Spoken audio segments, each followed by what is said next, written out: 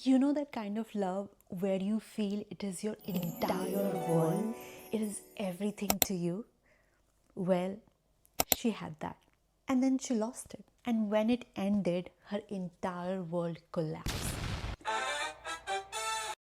She was 18 or 19, first love, first relationship, the kind where you feel like this is it, he's the one. And her whole life started revolving around this person. She planned their future together, or when they're gonna get married, where they're gonna travel, how they're gonna live their life, what careers they're gonna follow. That person and that relationship was foundation of her entire future. And when that future cracked, her entire world fell apart. Future disappeared within seconds. She just didn't lose her boyfriend, she lost her direction, her path, her purpose in life. You see, she had no backup plan. Every dream she dreamt, every future she envisioned, he was always there. And without him, she didn't know how to live. She didn't know what she would do in her life. And she thought she'll never love again, she'll never be happy again, and probably she'll carry this pain and this hurt in her heart forever. And here's what people don't tell you about heartbreaks: it is not just emotional, it is biological. You know, love releases these cocktail of happy hormones like dopamine, serotonin, oxytocin, and when you break up, your brain literally goes into withdrawal. The same part of your brain that reacts or respond when you're physically hurt lights up during the breakup. And that is the reason why you feel this intense pain in your chest, and you can't eat, you can't sleep, you can't think straight, and you feel that you're weak. But you're not weak, it's just your body detoxifying itself from that hurt. And you know what is the worst part? That Indian society or Asian society just don't get it. If they see a young person going through a heartbreak, they would just feel like he's too young to feel all these emotions. He or she should just move on and find someone else, or they will find someone else eventually. They don't get it because it's invisible, right? Unlike a physical wound, you can't show them how deep the heartbreak is, how intense the pain is, or how serious the wound is.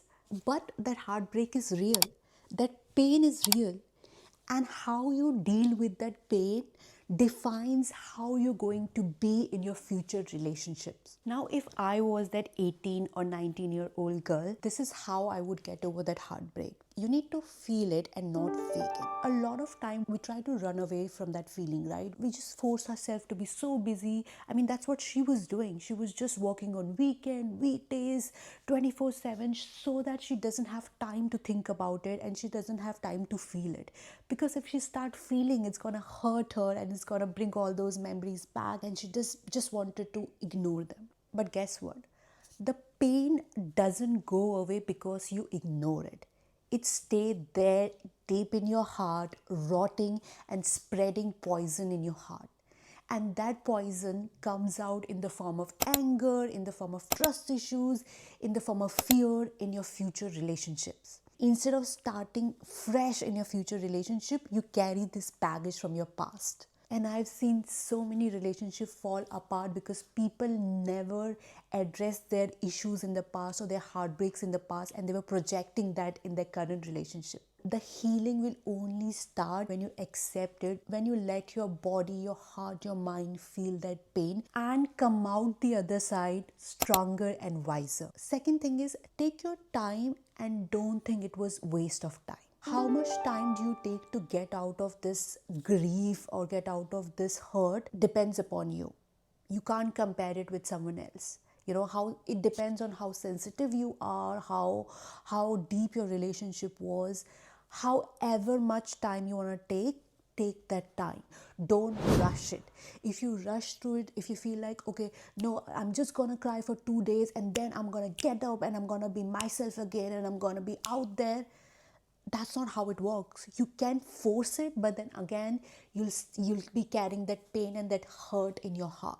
So give yourself time to heal, to get over it, to grieve over it. Don't consider the time that you've spent in this relationship as a waste of your time. There is a reason why you go through a heartbreak, why you go through a multiple relationship, because that is the way that you're learning what you don't want in your partner, what you don't want in your life.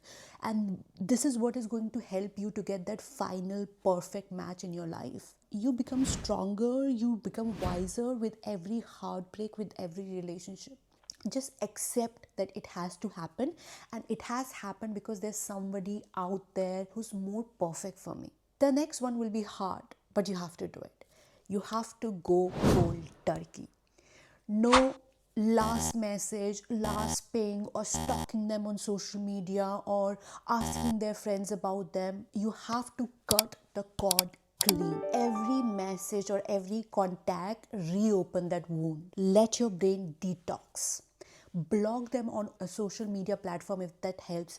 Block their friends, block anyone who reminds you of them. You have all the right to decide who you want to see, who you don't want to see. Feel free to create that distance with these group of people if it is important for your healing, because remember, you don't owe anything to anyone. You owe it to yourself, you owe it to your family to get well and to get out of this, and that's what you need to prioritize. And I know it's very difficult, right?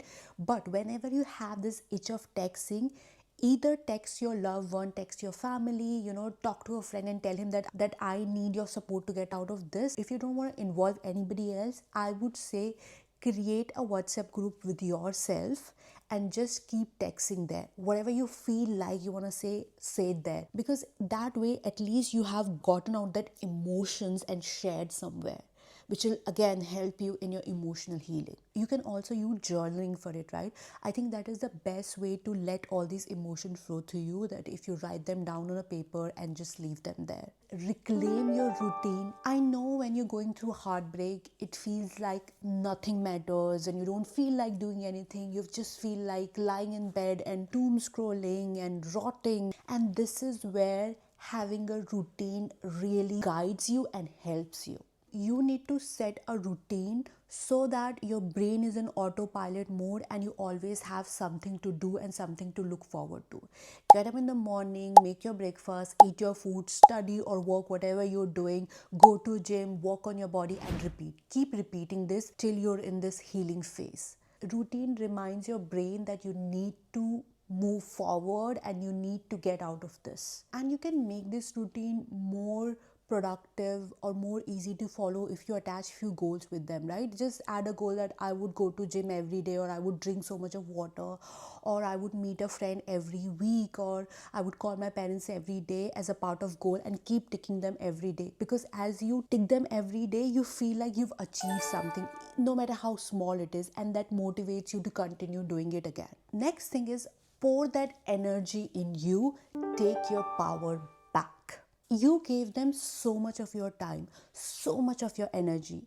Now it is time to put that energy back into yourself, to use that energy to make you more healthy, fit, to make you mentally strong, to learn something new. You can start a side hustle with all that free time and the energy you have right now. You can start a new hobby that you were probably putting on hold for such a long time because you didn't have time or didn't have the motivation. This is the right time to start that hobby, to start that side hustle.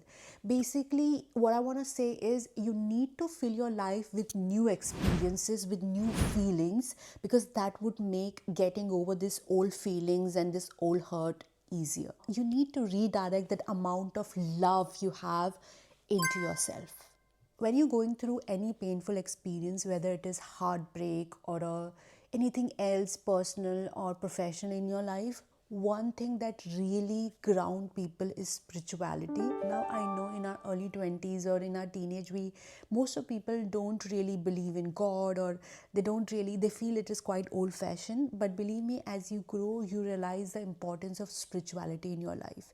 And if you are going through this hard time, spending your time in your spiritual growth will help you not just get out of this difficult time, but in any and every difficult phase that you face in your life in future. Everybody have a different way of growing their spirituality. I would say that you can start by just doing a naam jap. So whenever you feel too anxious or the pain is very intense, just do naam jap. Any God's name, just repeat it 108 times. Start meditating. All of these things will only help you realize how temporary everything is and how this pain was important and necessary for your growth. It was necessary for you to learn a lesson in your life, and how it'll pass. It might seem right now that this will stay forever, but it will pass. The next thing I would say is, if you can, travel. A lot of time, because you're surrounded by the same people, surrounded by the same places, the same smells, it is very difficult to get out of this grief, right?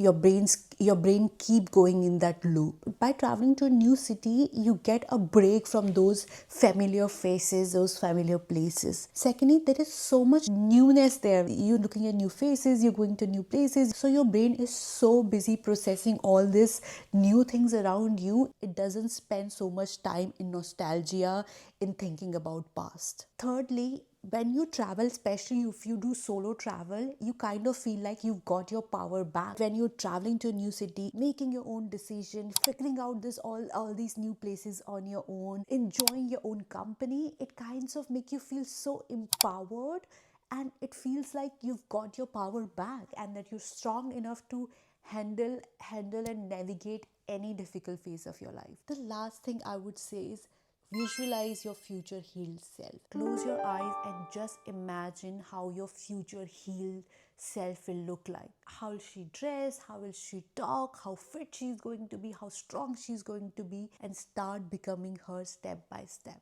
Even if today you feel that you're broken inside and you have no confidence and you're just in the worst phase, when you close your eyes, imagine your best version. And believe me, slowly and steadily, you will realize that how you're actually working and taking small steps to get there. And write it down if it helps. Write down a day in your life and you'll be fully healed. Write down a day in your life in your new relationship, how that new relationship looks like, how that person looks like, and start focusing on that instead of focusing on your past.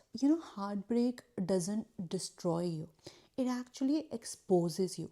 It shows you a part of yourself that you've been ignoring. So instead of running away from it, feel it, heal it, and rebuild. Because the best version of you is born right after you think your life has ended. And that's what happened with her. She thought she will never fall in love again. She'll never find happiness again.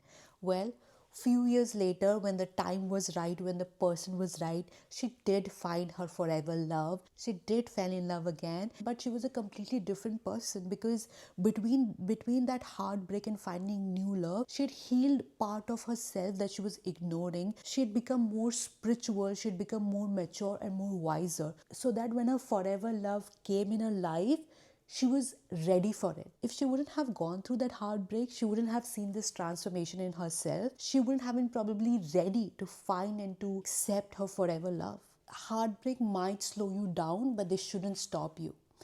Don't let one person define your worth, because your best love story is still out there waiting for you. If this video helped you even a little bit in your healing journey, then do hit the subscribe button. If you know someone who needs this video right now, then do share it with them. And I will see you in the next episode of Life Lessons.